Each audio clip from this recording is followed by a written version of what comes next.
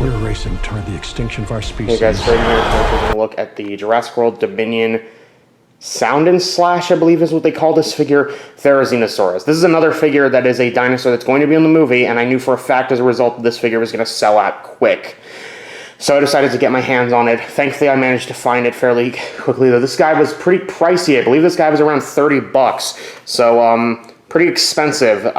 He isn't part of any of the particular ranges for this. Like, he's like one of the larger figures, but not as large as, say, like one of the Super Colossals.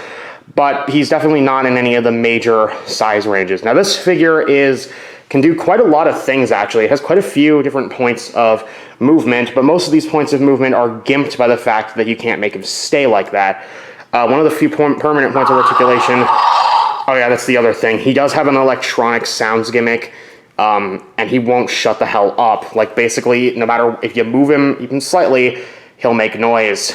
But his head can move up and down just a little bit.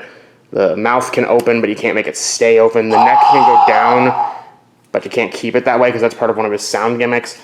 The arms are on very stiff ball joints, but ball joints nonetheless, and I knocked him over. Oops.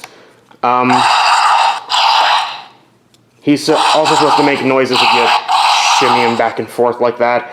The hands can rotate, and I think they're also on ball joints.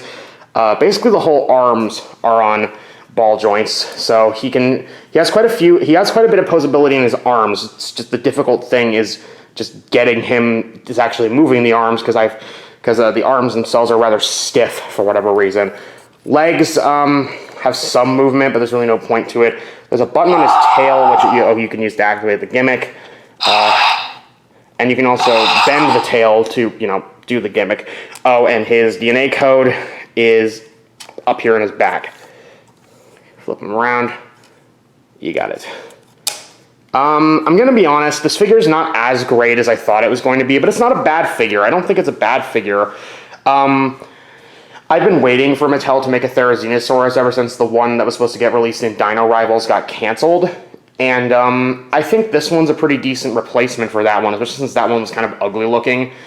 I quite like this figure quite a bit. It's not as good as I thought it was going to be, but it's not bad by any means.